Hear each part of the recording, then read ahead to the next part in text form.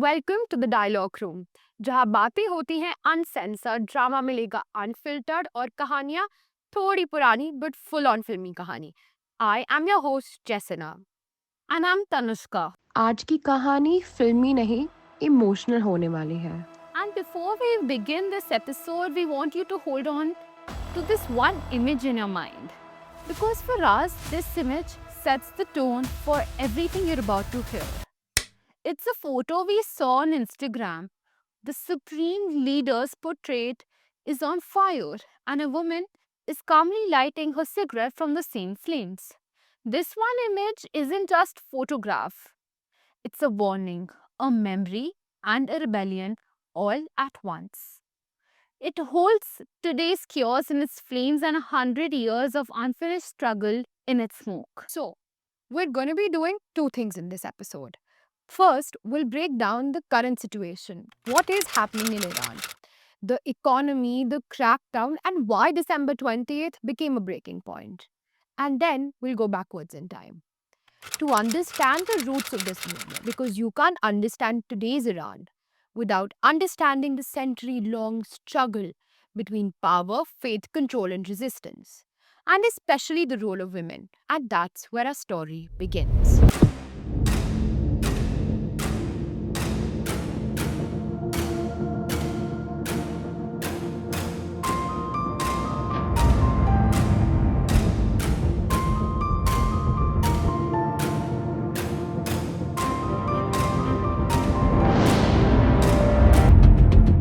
So to understand this, हम present day Iran के current crisis की टाइमलाइन को ब्रेक डाउन करेंगे।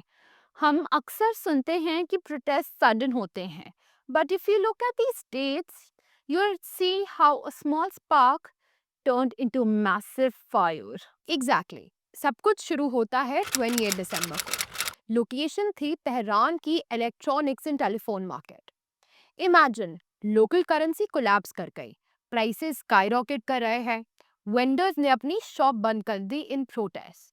It was purely economic at first, but फिर momentum बढ़ने लगा। दिसंबर 29 तक प्रोटेस्ट यूनिवर्सिटीज तक पहुंच गई। मीडिया स्टार्टिंग में सिर्फ हाई कॉस्ट ऑफ लिविंग की बात कर रहा था। ऑयल प्राइसेस डबल हो गए थे और गवर्नमेंट ने प्राइसेस को 15 to 100% हाइक कर दिया था। डिसकंटेंटमेंट हर जगह थी।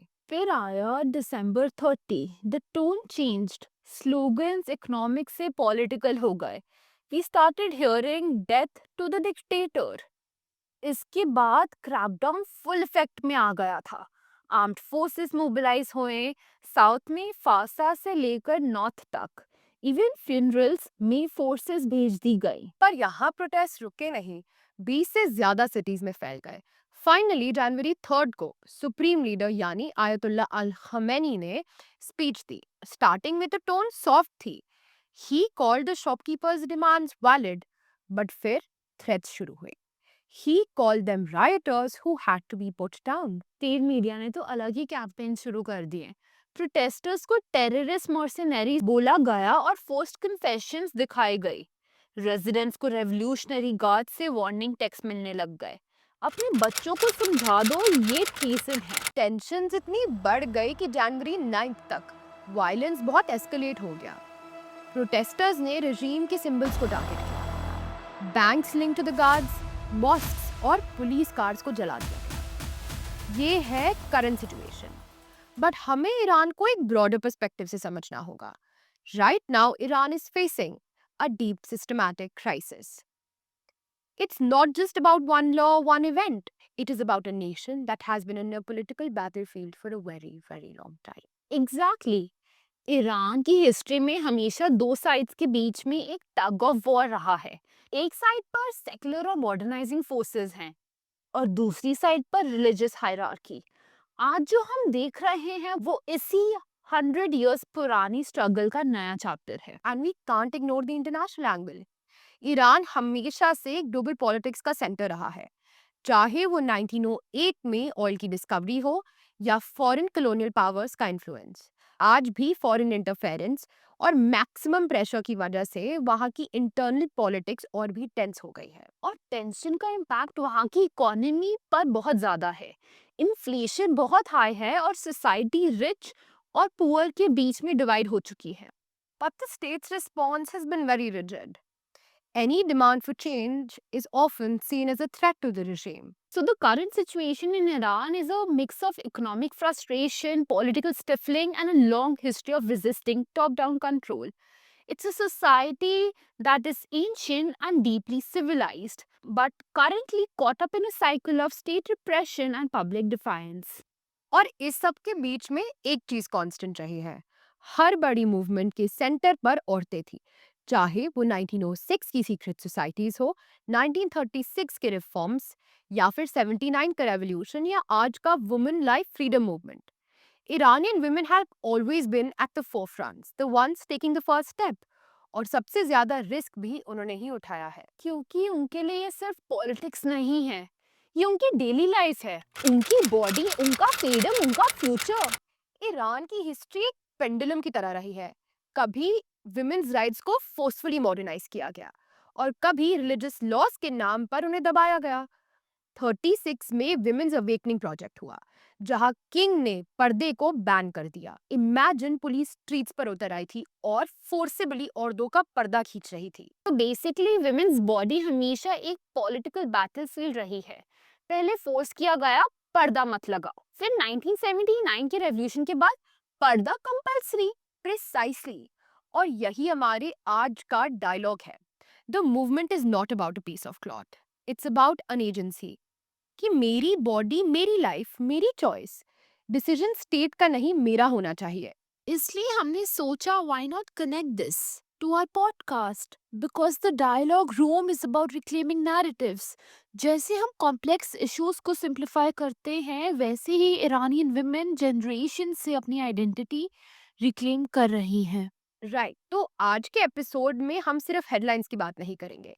हम बात करेंगे उन सीक्रेट सोसाइटीज की और उस लेगेसी की जो आज की जेन जी ईरानी विमेन कैरी कर रही हैं. So let's dive deep. Iran का ये 100 ईयर पुराना सफर कहाँ से शुरू हुआ है? Let's go back to 1906। 1906 का कॉन्स्टिट्यूशनल रेवोल्यूशन हमेशा मेन लेड माना जाता है, but the truth is women were it's invisible backbone. पर पहले ये समझना जरूरी है कि रेवोल्यूशन शुरू क्यों हुआ। सो 1900s की शुरुआत में ईरान यानी पर्शिया एक बहुत बुरे फेज से गुजर रहा था. काजर शाह एक ऑटोक्रेटिक लीडर था जो किसी को जवाब नहीं देता था. इन्फ्लेशन हाई थी. शाह ने कंट्री की रिसोर्सेज रशिया और ब्रिटेन को बेचकर अपनी लग्जरी लाइफ फंड की. मतलब देश बेसिकली सेल पर था। एग्जैक्टली. लोग करप्शन और फॉरेन इंटरफेरेंस से थक चुके थे. उन्हें चाहिए था द रूल ऑफ लॉ, एक कॉन्स्टिट्यूशन और एक पार्लियामेंट, ताकि शाह की पावर अंडर चेक हो. और ये सिर्फ पॉलिटिशियंस का मूवमेंट नहीं था, मर्चेंट्स, उलेमा और इंटेलेक्चुअल सब साथ आए। 1905 में जब दो मर्चेंट्स को शुगर प्राइसेस के इशू पर पब्लिकली पीटा गया, तो मूवमेंट एक्सप्लोडेड। उसके बाद हजारों लोग बस्त पर बैठ गए और 1906 में शाह को पार्लियामेंट और कॉन्स्टिट्यूशन साइन करना पड़ा. Just now we have to talk about the word bust. It sounds like a simple sit-in, but it's actually a secret strike. Right. It's the ultimate act of agency. When this state becomes a predator, the people find a safe space. And what's fascinating is that while the men were in the bus at the British legation, the women were on the outside, acting as a supply chain. They were the ones bringing food, news, and encouragement to the gates. They were the invisible bus that kept the visible one alive. Now let's continue the story. Shah को power share करना नहीं पसंद था, इसलिए civil war जैसी situation बनी, और इसी टेंशन के बीच women's secret society front line पर आई। Exactly. जब 1906 में कॉन्स्टिट्यूशन साइन हुआ तो इट वाज ऑलमोस्ट ब्लडलेस. जब नए किंग मोहम्मद अली ने पार्लियामेंट यानी मजलिस को खत्म करने की कोशिश की, तब द वुमेन स्टेप्ड अप. उन्होंने अगस्त 1906 में अपनी खुद की अंजुमन यानी सीक्रेट सोसाइटीज बनानी शुरू कर दी. जैसे ना ये औरतें अपने ट्रेडिशनल वेल्स को एक वेपन की तरह यूज करती थी। वो अपने पर्दे के पीछे सीक्रेट रेवोल्यूशनरी मैसेजेस और वेपन्स छुपा कर एक हाइडआउट से दूसरे हाइडआउट तक लेके जाती थी। पुलिस उन्हें चेक नहीं करती थी because of social norms. Right. और सिर्फ वेपन्स ही नहीं, उन्होंने देश की इकोनॉमी को भी संभाला. जब पार्लियामेंट को एक नेशनल बैंक बनाने के लिए पैसों की जरूरत थी ताकि उन्हें कोई फॉरेन लोन ना लेना पड़े, तो इन औरतों ने बिना किसी हेजिटेशन के अपनी ज्वेलरी और कैश डोनेट की थी। They chose national sovereignty over personal wealth. But सबसे ज्यादा टेंशन तब शुरू हुई जब उन्होंने एजुकेशन की मांग की। लीडिंग क्लर्क आयतुल्ला फजलुल्लाह नूरी, जिन्हें उस वक्त का खुमैनी कहा जा सकता है, उन्होंने गर्ल्स स्कूल्स के खिलाफ फतवा निकाल दिया। उनका कहना था कि विमेन्स एजुकेशन इस्लाम के खिलाफ एक कॉन्स्पिरेसी है। सोचो उन टीचर्स और बच्चियों का हाल। जब वो स्कूल जाती थी तो नूरी के फॉलोअर्स उन पर थूकते थे, ऑब्सीन जेस्चर्स करते थे और उन्हें इमोरल और अनचेस्ट कहते थे। फिर भी वो नहीं रुकी। एक इंसिडेंट है साफिया यजदी का, जो एक लीडिंग क्लर्क की वाइफ थी, बट उन्होंने टायरलेस काम किया स्कूल और सीक्रेट सोसाइटीज के लिए।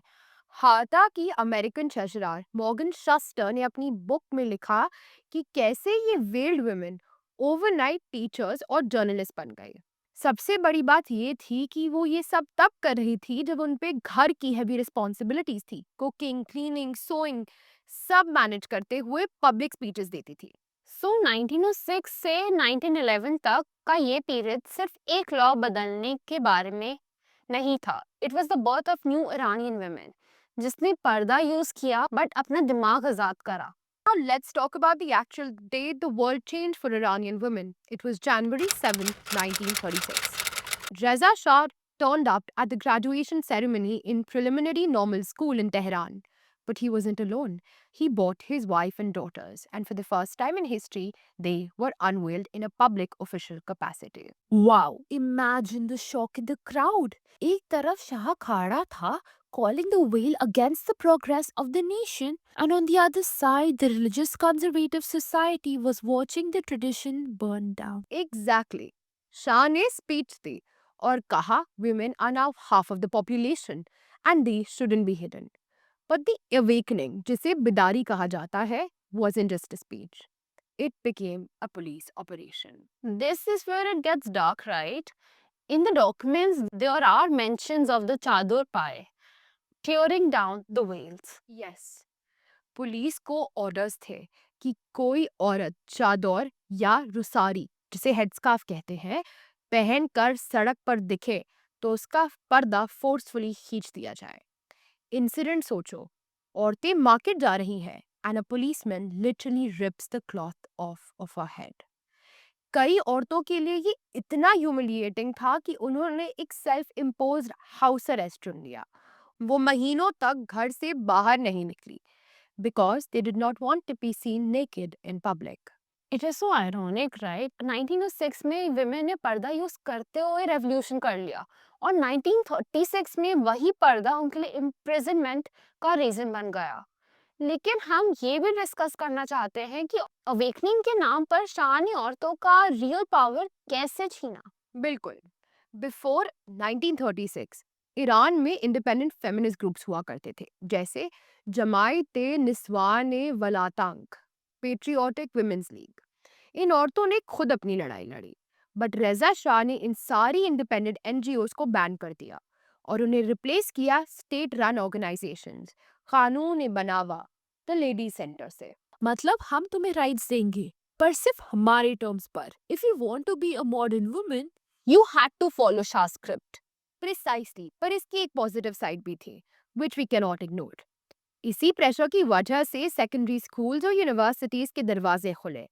1946 तक तेहरान यूनिवर्सिटी की मेडिकल क्लासेस में women doctors 2B की लाइन लग गई थी। But the cost was heavy. The state was now the new guardian. पहले मर्द घर पर कंट्रोल करते थे, अब स्टेट औरतों की बॉडीज को कंट्रोल कर रहा था। So the awakening of 1936 was a mix of progress and trauma. It gave women education and professional lives. But it also created a huge cultural divide between the modern unveiled women and the traditional veiled women.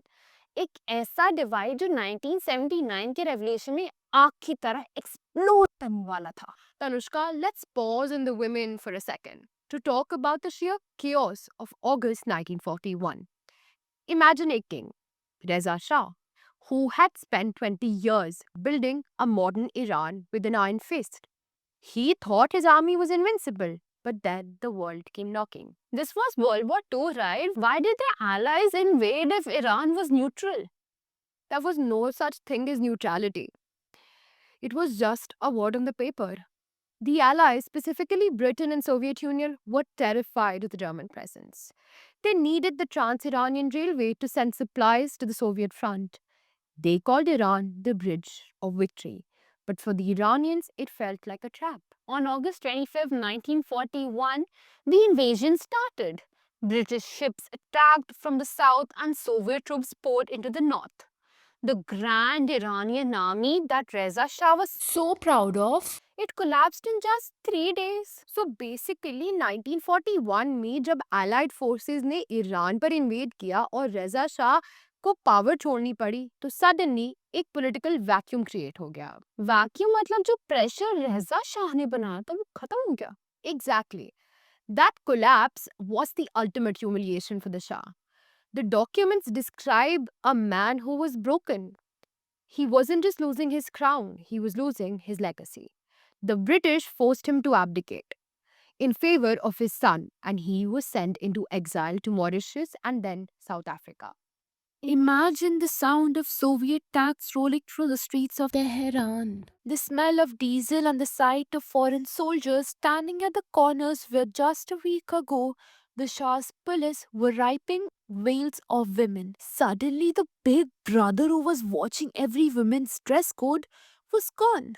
And this is where it gets interesting.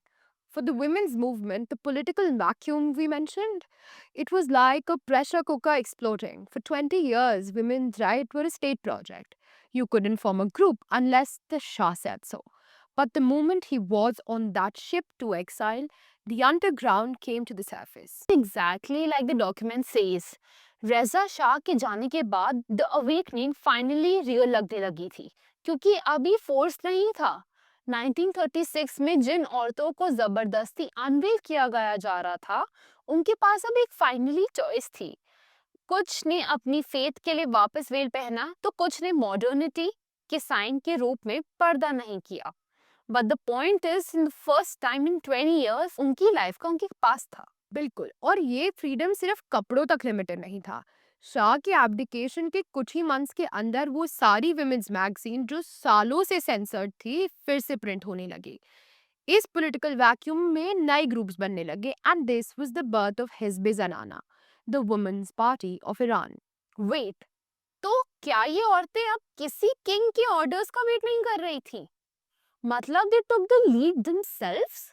Exactly. इनकी leading figure थी Safiya Firoz. इन औरतों ने realise किया कि king जा चुका है, britisher south में है, सोवियट्स नॉर्थ में है, तो बेसिकली देश और औरतों की डिग्निटी के लिए उन्हें खुद ही लड़ना होगा. सफिया ने पहली बार इक्वल पे और राइट टू वोट की मांग की. दैट इज सो गट्सी ना. 1940s में इक्वल पे की बात हो रही थी. Exactly. In one of the research papers I read उसमें मेंशन है कि उन्होंने एक न्यूज़पेपर भी शुरू किया जिसका नाम जनाना ए ईरान था. ये वो फेज था जब ईरानियन वुमेन सब्जेक्ट्स यानी प्रजा से सिटीजन्स नागरिक बनने की कोशिश कर रहे थे. उन्होंने वो पुरानी सीक्रेट सोसाइटीज जो बंद नहीं हुई थी उन्हें अब ओपन इंस्टीट्यूट्स में चेंज कर दिया. अब उन्हें छुपने की कोई जरूरत नहीं थी. I love this transition, Jasana. Like 1906 में सीक्रेट सोसाइटीज थी, 1936 में स्टेट ने रूल किया, बट 1941 में उन्होंने पहली बार पॉलिटिकल आइडेंटिटी क्लेम करी.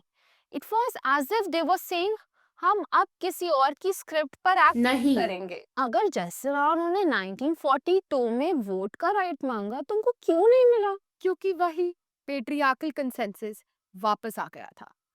1940s के एंड में जब विमेन ने पार्लियामेंट को पिटिशन दी कि हमें भी वोट दो, तो रिलीजियस लीडर्स लाइक आयतुल्लाह कशानी ने कहा कि औरतों को वोट देना एक सोशल केओस होगा.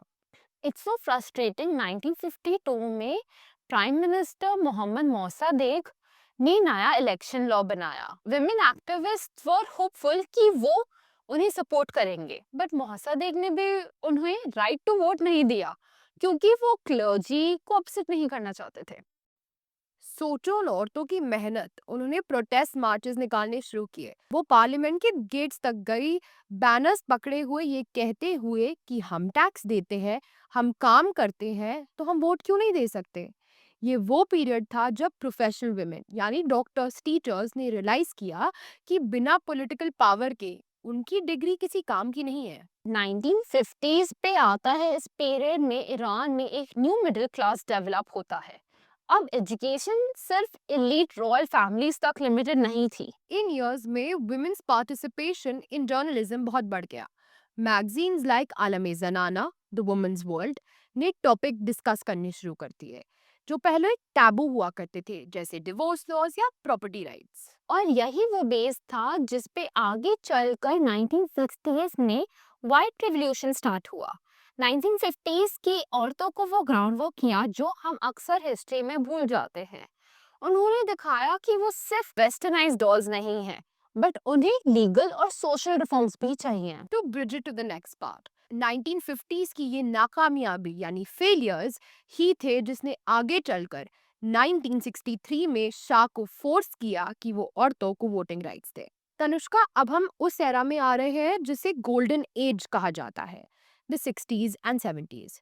मोहम्मद रेजा शाह, जो रेजा शाह का बेटा था, ने अपने फादर के विजन को आगे बढ़ाया। He wanted Iran to be the great civilization. हाँ, मैंने वो फोटोज देखी हैं, women in mini skirts, disco clubs in Tehran और women pilots. It looks like a complete different world compared to today. It was. But behind this glamour, a very interesting legal battle was happening. 1967 में एक revolutionary law आता है जिसे family protection law कहते हैं। इसमें क्या स्पेशल था? इस लॉ के आने से पहले एक मर्द अपनी बीवी को तलाक तलाक तलाक बोलकर घर से निकाल सकता था। Women had zero custody of their children. और 1967 ने उसको कैसे बदल दिया? इसने सेंचुरीज ओल्ड रिलीजियस लॉज को चैलेंज किया। पहली बार मर्द बिना कोर्ट की परमिशन के अपनी वाइफ को डिवोर्स नहीं कर सकते थे।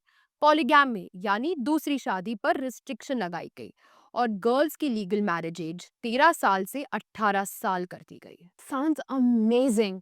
फिर प्रॉब्लम कहाँ थी इसमें? प्रॉब्लम थी टॉप डाउन अप्रोच की। ये सारे राइट्स किंग ने दिए थे। वुमेन ने पार्लियामेंट में लड़कर नहीं जीते थे। ट्रेडिशनल और रिलीजियस हाउसहोल्ड्स में ये लॉ एंटी इस्लामिक माने गए। इवन ऑर्डिनरी वुमेन फेल्ट की एक वेस्टिफिकेशन, जिसे पर्शियन में गरीबजादगी कहा जाता है, यानी वेस्टर्न कल्चर को कॉपी करना। और इसी गुस्से का फायदा उठाया आयतुल्ला खुमैनी ने। That's right. अब हम आते हैं उस मोमेंट पे जहां हिस्ट्री ने एक ऐसा यू टर्न लिया जिसे पूरी दुनिया देखती रह गई। By 1978, the Shah, Muhammad Reza Pahlavi, was sitting on the peacock throne, feeling invincible. But the streets of Tehran were breathing fire. मैंने वो फुटेज देखी है, millions of people a sea of black and white Shah के खिलाफ protest कर रहे थे।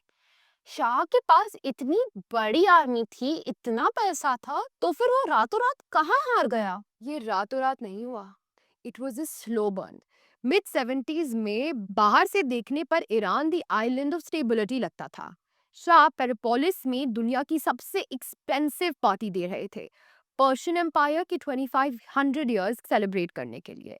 लेकिन सिटीज के अंदर लोग सफोकेटेड फील कर रहे थे। बिकॉज ऑफ सवक राय जो शाह की सीक्रेट पुलिस थी। एग्जैक्टली सवाक हर जगह थी। तुम अपने नेबर, टीचर या फैमिली किसी पर भरोसा नहीं कर सकते थे। अगर तुमने शाह के खिलाफ एक लफ्ज भी बोला तो तुम गायब हो जाते थे। जब elite class French champagne enjoy कर रही थी ना, तब मिडिल क्लास फ्रीडम ना होने की वजह से फ्रस्ट्रेटेड थी। और ऊपर से इन्फ्लेशन, ऑयल बूम की वजह से कुछ लोग बहुत ही अमीर हो गए थे, पर कॉमन मैन के लिए ब्रेड और रेंट भी एक्सपेंसिव हो गई थी। और इसी गुस्से के बीच में एंट्री होती है आयतुल्ला खुमैनी की। वो 15 साल से एग्जाइल में थे, पहले नजफ में और फिर फ्रांस के एक छोटे से एरिया नाफेल ला शातू में। पर डिस्टेंस मैटर नहीं करता था। ये पार्ट तो स्पाई थ्रिलर जैसा लगता है। उन्होंने कैसेट्स भी यूज करी। हाँ, हर वीक खुमैनी एक सर्मन रिकॉर्ड करते थे।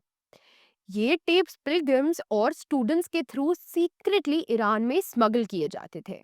मस्जिदों के पीछे, कमरों में और ग्रैंड बाजार के कॉर्नर्स में लोग छोटे छोटे टेप रिकॉर्डर्स के आसपास इकट्ठा हुआ करते थे। साउंड थोड़ी ग्रेनी थी, स्टैटिक भी बहुत था, but he did not sound like a politician, he sounded like a profit. उन्होंने सबको सब कुछ प्रॉमिस किया, गरीबों को फ्री बिजली और पानी, लिबरेल्स को डेमोक्रेसी, और औरतों के लिए वो बहुत ही क्लेवर थे। उन्होंने कहा एक इस्लामिक स्टेट ये तुम्हारी भी इज्जत होगी, वेस्टर्न फैशन के ऑब्जेक्ट्स बनकर नहीं रहोगी। 1978 और 79 के रेवोल्यूशन में मिलियंस ऑफ वुमेन स्ट्रीट पर उतर आई। और सबसे इंटरेस्टिंग बात पता है क्या है? इनमें से कई मॉडर्न एजुकेटेड वुमेन ने फोर्सफुली हिजाब पहना as a sign of protest against the Shah. उनके लिए पर्दा प्योरिटी और एंटी इंपीरियलिज्म का सिंबल बन गया। सोचो, जो पर्दा 1936 में बैकवर्डनेस का सिंबल था, वो 1979 में रेवोल्यूशन का सिंबल बन गया। बट उन्हें ये नहीं पता था कि उनका पर्दा एक परमानेंट ड्रेस कोड बन के रह जाएगा। बाय 1978 प्रोटेस्ट एक डेली रिचुअल बन गए। हर 40 दिन में लोग उन प्रोटेस्टर्स को मौन करने के लिए सड़कों पर निकलते थे जो पिछले प्रोटेस्ट में मारे गए थे।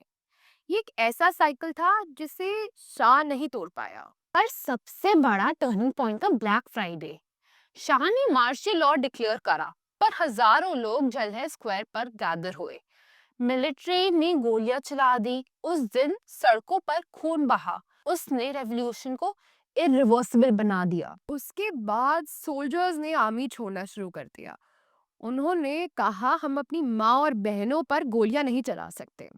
दिसंबर में मुहर्रम के time millions of people Tehran की शतूम यानी रूफटॉप्स पर खड़े होकर रात भर अल्लाहू अकबर चिल्लाते रहे। वो साउंड बहुत हॉन्टिंग थी। एक पूरा शहर अंधेरे में चीख रहा था। जनवरी 16, 1979 में किंग ऑफ किंग्स ने फाइनली हार मान ली। एयरपोर्ट पर उनकी एक फेमस फोटो है जिसमें वो बहुत कमजोर और हार्ट ब्रोकन लग रहे हैं। उन्होंने अपने साथ ईरानियन मिट्टी का एक छोटा बॉक्स रखा था। उन्होंने प्रेस से कहा कि वो अपनी हेल्थ के लिए वेकेशन पर जा रहे हैं, पर वो जानते थे कि वो कभी वापस नहीं आएंगे। 2 हफ्ते बाद तेहरान के आसमान में एक बोइंग 747 की गूंज सुनाई दी। Air France flight 4721। खुमैनी उसमें सवार थे। एक इंटरनेशनल जर्नलिस्ट ने उनसे पूछा कि 15 साल बाद वापस आकर उन्हें कैसा लग रहा है। उनका जवाब था हिच्ची, कुछ नहीं। Nothing? Like millions of people were waiting for him. And that one word truly scared the liberals. जब लोग जश्न मना रहे थे, खुमैनी सिर्फ एक चीज पर फोकस कर रहा था, द थियोक्रेसी। वो उन औरतों या स्टूडेंट्स के साथ पावर शेयर करने में इंटरेस्टेड नहीं था जिन्होंने उसके हक के लिए लड़ा।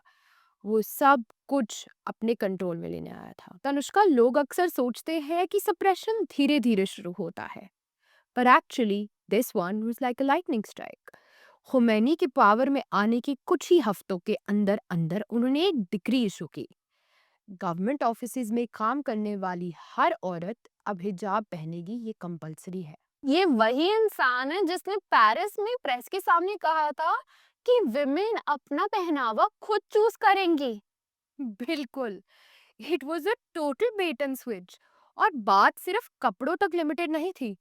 Khomeini change the family protection law. याद है जिस लॉ की हमने पहले बात की थी? रातों रात लड़कियों की लीगल मैरिज एज 18 से 9 साल कर दी गई। 9? She is literally a child. It was a return to medieval laws. औरतों का जज बनना बैन कर दिया गया। उन्हें कहा गया कि वो यूनिवर्सिटी में स्पेसिफिक सब्जेक्ट्स नहीं पढ़ सकती। क्यों? क्योंकि वो औरतों की फितरत के खिलाफ है। हजारों professional women, lawyers, civil servants, teachers, सबको फायर कर दिया गया या फोर्स्ड रिटायरमेंट दे दी गई। इस पूरे प्रोसेस को उन्होंने कल्चरल रेवोल्यूशन का नाम दिया। How ironic. तनुष्का, और सबसे हार्ट ब्रेकिंग बात बताऊं?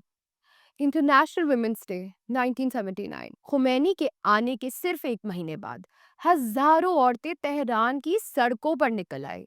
उस दिन बर्फ भी गिर रही थी। मैंने वो फोटोज देखी हैं, औरतें ट्रेंच कोट्स और सनग्लासेस पहने हवा में उड़ते बालों के साथ उस ब्लिजर्ड में खड़ी थी। वो नारे लगा रही थी, आजादी की सुबह में हमारे पास कोई आजादी नहीं। लेकिन इस बार उनका सामना शाह की आर्मी से नहीं, वो हिजबुल्ला थग्स के सामने खड़ी थी।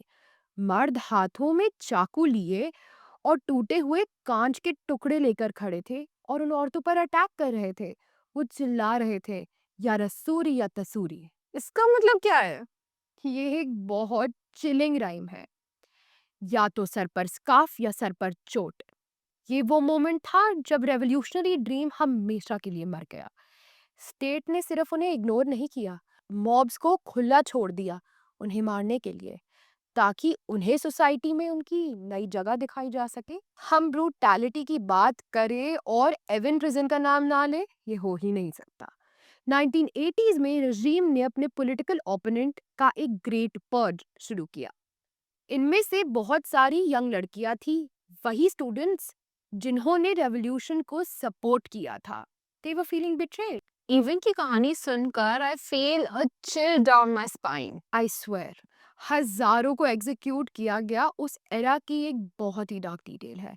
क्योंकि इस्लामिक लॉ में वर्जिन्स को एग्जीक्यूट करना मना था, इसीलिए गार्ड्स यंग फीमेल प्रिजनर्स से जबरदस्ती शादी किया करते थे और फिर उनका रेप करते थे एग्जीक्यूशन से पहले, ताकि वो लड़कियां जन्नत ना जा सके। ये ब्रुटैलिटी से भी ऊपर था। ये एक पूरी जनरेशन की सोल को डिस्ट्रॉय करने की एक सिस्टमैटिक कोशिश थी। इसीलिए जब हम मुजारा सेंटर या महसा अमीनी इंसिडेंट को देखते हैं, हमें रियलाइज करना होगा ये कुछ नया नहीं है। इस रजीम की फाउंडेशन ही 1980s में औरतों के खून और उनकी खामोश चीखों पर रखी गई थी।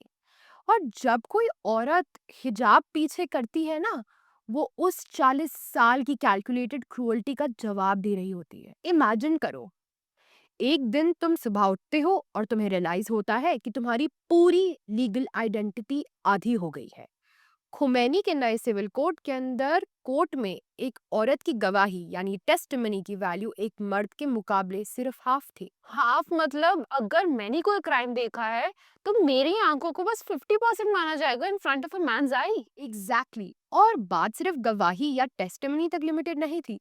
ब्लड मनी यानी डीए के कॉन्सेप्ट को भी इंट्रोड्यूस किया गया। अगर किसी एक्सीडेंट या मर्डर में एक औरत की जान चली जाती है तो उसकी फैमिली को मिलने वाला कॉम्पनसेशन एक मर्द के मुकाबले आधा होता है। स्टेट ने औरतों पर लिटरली 50% ऑफ का प्राइस टैग लगा दिया था। ये तो ऐसा था कि औरतों को बिल्कुल इनविजिबल बनाने की कोशिश में है वो। सिर्फ इनविजिबल नहीं, स्टेशनरी भी। एक औरत अब बिना अपने पति या बाप की रिटन नोटराइज परमिशन के ना तो ट्रैवल कर सकती थी, ना पासपोर्ट बनवा सकती थी। वो न्यू ईरानियन वुमेन जो 1940s में डॉक्टर ट्रैवलर थी ना, वो रातों रात फिर से एक लीगल माइनर बन गई थी। पर तनुष्का, असली ब्रूटैलिटी सिर्फ कोर्ट रूम्स में नहीं, बल्कि हर गली नुक्कड़ पर थी। खुमैनी ने कमिटीज बनाए, रेवोल्यूशनरी कमिटीज। ये लोग व्हाइट टोयोटा पेट्रोल्स में घूमते थे, जिन्हें जहराज पेट्रोल कहा जाता था। आज की मोरालिटी पुलिस है, ये उनके एंसेस्टर्स हैं। हाँ, वही। इनका काम था जेंडर पुलिसिंग। ये रास्ते में कपल्स को रोकते थे और मैरिज सर्टिफिकेट मांगते थे। अगर किसी औरत का एक भी बाल दिख रहा होता था ना, या उसने लिपस्टिक लगाई होती थी, तो रेजर ब्लेड से उसका मेकअप छील दिया जाता था। कभी कभी तो लिपस्टिक वाली औरत का चेहरा दीवार से रगड़ दिया जाता था, या गैसोलीन यानी पेट्रोल से भरे कपड़े से उसका मुंह साफ करते थे। I can literally imagine the gasoline, razor की चुभन और सबके सामने वो public shaming. And then there was the tissue test. They would carry white tissues, and if they rubbed it on your face and it came back pink, you were taken to the station. You would be lashed 74 times for improper wailing. Think about that. 74 strikes of a whip on your back just because you chose a color that was too bright. जैसना उन औरतों का क्या जो घरों के अंदर थी, उन्होंने तो 70s में फैमिली प्रोटेक्शंस के लॉ देखे थे, उनका क्या हुआ? वो शायद सबसे साइलेंट ट्रेजेडी थी। खुमैनीज रजीम ने मर्दों को एक यूनिलैटरल राइट दिया डिवोर्स देने का। एक मर्द अपनी बीवी को बिना किसी वजह के डिवोर्स दे सकता था और बच्चों की कस्टडी ऑटोमेटिकली उसे मिल जाती थी, बेटों की 2 साल के बाद और बेटियों की 7 साल के बाद।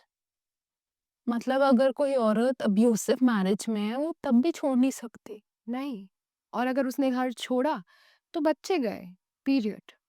हजारों औरतें सालों तक वायलेंट मैरिजेस में सिर्फ इसीलिए रही क्योंकि उनके बच्चों को लॉ एक रैंसम या फिरौती की तरह ट्रीट करता रहा। 1906 में जो पेट्रियार्कल कंसेंसस शुरू हुआ था ना, वो अब अपने सबसे वायलेंट फॉर्म पर पहुंच चुका था और 80s की इस ब्रूटैलिटी के बाद खामोशी सी छा गई। But the fire never really went out. 90s और 2000s में प्रोटेस्ट का तरीका बदल गया। डायरेक्ट कन्फ्रंटेशन की जगह औरतों ने एक क्वाइट रेजिस्टेंस शुरू किया। I remember reading the reform era in the late 90s. लोग थोड़ा नाउमीद महसूस कर रहे थे. जब प्रेसिडेंट खतामी पावर में आए तो औरतों ने पब्लिक स्पेस को रिक्लेम करना शुरू किया। डॉक्यूमेंट्स बताते हैं कि यूनिवर्सिटी में फीमेल स्टूडेंट्स का रेशियो मर्दों से ज्यादा होने लगा, इवन दो लॉज वही पुराने थे। औरतें अब अपनी बाउंड्रीज पुश कर रही थी, स्कार्फ थोड़ा और पीछे, द मिलीमीटर रिबेलियन, कपड़े थोड़े और कलरफुल, और स्नीकर्स फ्रीडम ऑफ मूवमेंट का सिंबल। और सोशल मीडिया के आने का तो एक टर्निंग पॉइंट ही बन गया था। वो 120 साल पुरानी अंजुमन्स और सीक्रेट मीटिंग्स अब डिजिटल बन गई थी। 1 मिलियन सिग्नेचर्स कैंपेन याद है आप सबको? हाँ, 2006 में औरतों ने घर घर जाकर सिग्नेचर कलेक्ट किए ताकि डिस्क्रिमिनेटरी लॉज चेंज किए जा सकते। उन्हें अरेस्ट किया गया, उन्हें इंटेरोगेट किया गया, बट दे डिडंट स्टॉप। फिर 2009 का ग्रीन मूवमेंट आया। पहली बार पूरी दुनिया ने देखा कि ईरानियन वुमेन फ्रंट लाइंस पर खड़ी थी, बुलेट्स का सामना कर रही थी। It was like they were testing the walls of the cage. हर डेकेड में वो वॉल को धक्का देती रही। 2014 में माई सेल्फ थी फ्रीडम शुरू हुआ, जहां औरतें अपने बिना हिजाब वाली फोटोज ऑनलाइन शेयर करने लगी। It was no longer about politics, it was about ownership of the self. They were telling the state, तुम हमारे दिमाग को कंट्रोल कर सकते हो, हमारी इकोनॉमी को भी कंट्रोल कर सकते हो, but you can not own our identity any more. लेकिन स्टेट ने भी अपना ग्रिप टाइट कर लिया। उन्होंने मोरालिटी पुलिस को और ज्यादा पावर दे दी, पेट्रोल बढ़ा दी और सर्विलेंस कैमरास भी लगा दिए। The tension was building up और एक बहुत बड़ा एक्सप्लोजन होने वाला था। Everything was leading to one single tragic moment that would ignite the 120-year-old anger into global revolution. Mahsa Amini incident. September 2022, Mahsa Jina Amini, a 22-year-old girl from Kurdistan, was visiting Tehran. She was stepping out of the metro with her brother when the Gashte-Irshad, the morality police, stopped her. Or reason improper hijab. Imagine the irony. 1936 में police पर्दा उतारने के लिए force use करती थी और फिर 2022 में पुलिस पर्दा ठीक से ना पहनने के लिए भी जान के पीछे पड़ी हुई थी। स्टेट चेंज हो गई बट ऑब्जेक्ट ऑफ कंट्रोल वही रहा, a woman's body. Exactly. Mahsa को उस green van में डाला गया. Her brother pleaded with them, but they took her to Wazara Detention Center for an educational briefing. 3 days later, she was dead. The state said heart failure, but the world saw the photos of her in coma, bruised and bleeding from her ears. That photo changed everything. वो सिर्फ एक लड़के के photo नहीं थे, हर Iranian माँ ने उस पे अपने बेटे को देखा, हर भाई ने अपनी बहन को देखा। The ultimate proof that in Iran, being a woman is a high risk activity. Let's move away from the dates for a moment and talk about the physical reality of the place that becomes a graveyard for dignity, the Wazara Detention Center. When we hear detention center, we think of a prison. But Hazara is something different, isn't it? It's framed as a place of re-education. Exactly. But the education starts the moment you were shoved in a white and green van. When you enter Wazara, the first thing that hits you is the smell. It's an overwhelming clinical cocktail of industrial grade bleach, trying and failing to mask the scent of human fear. It's the smell of unwashed hair, stagnant sweat, and the metallic tang of old adrenaline. And the sound, Jessina, in those halls, silence isn't peaceful, it's heavy. It's punctuated only by sharp, rhythmic click of the guards' boots, linoleum floors, and the distant muffled sound of women's pleading or the radiator hissing. There is a constant low-frequency hum of fluorescent lights that flickers just enough to give you a headache. It feels like the building itself is trying to vibrate you into submission. Think about the tactile experience. You're forced to sit on a plastic chair or cold stone floors. The air is either recycled and stale or freezing from the overworked air conditioner. You feel the grit of the floor beneath your palms as you wait for hours. Your own clothes, the ones they told you were improper, suddenly feel like a cage. Every time that heavy iron door moans on its hinges, your heart jumps. It's a sensory assault designed to make you feel small, dirty, and wrong.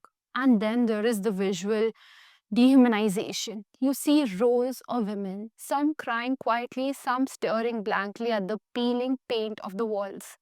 There are posters everywhere, bright, colorful, yet menacing, depicting the ideal women covered in black compared to the polluted women who shows her hair. It's psychological warfare. When Mahsa Amini walked through those doors, she wasn't just a person anymore. She was a case to be corrected. Eyewitnesses say the air in the briefing room was thick with tension.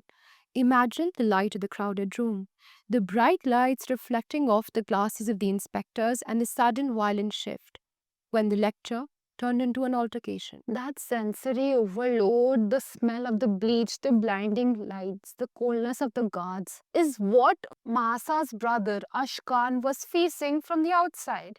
He was standing in the heat of Tehran's sun, smelling the exhaust fumes of the street.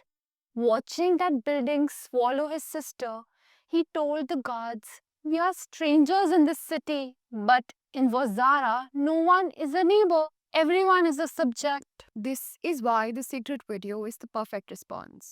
After decades of breathing in the bleach and the stale air of Azara, these women are finally choosing the smell of smoke and the heat of their own fire. जब Mahsa Amini की body उसके home town Saket से ली गई तो वहां कुछ ऐसा हुआ जो पहले कभी नहीं हुआ था। फ्यूनरल पर औरतों ने अपने हेडस्कार्फ्स उतार दिए और हवा में लहराए and they chanted three words that are now echoing globally: जिन जियान आज़ादी, women, life and freedom. ये slogan actually Kurdish women's movement से आया है. It's so deep it says that without the liberation of women, life, Jian and freedom आज़ादी are impossible. जो हमने पेट्रियार्कल कंसेंसस पढ़ा था ये उसका डायरेक्ट एंटीडोट था. और स्ट्रगल देखो, गवर्नमेंट ने इंटरनेट बंद कर दिया, साकेत को ब्लॉक कर दिया, but the fire spread. University, schools, markets, वही मार्केट्स जहाँ से हमने एपिसोड शुरू किया, सब बंद हो गया. स्टूडेंट्स ने क्लासरूम में खुमैनी की फोटोज उतार दी. It was a total rejection of the old god. This brings us back to that Instagram video. The woman lighting her cigarette from the burning picture of the Supreme Leader. Now that we have talked about 1906, 1936 and 1979, that cigarette light feels even more powerful, doesn't it?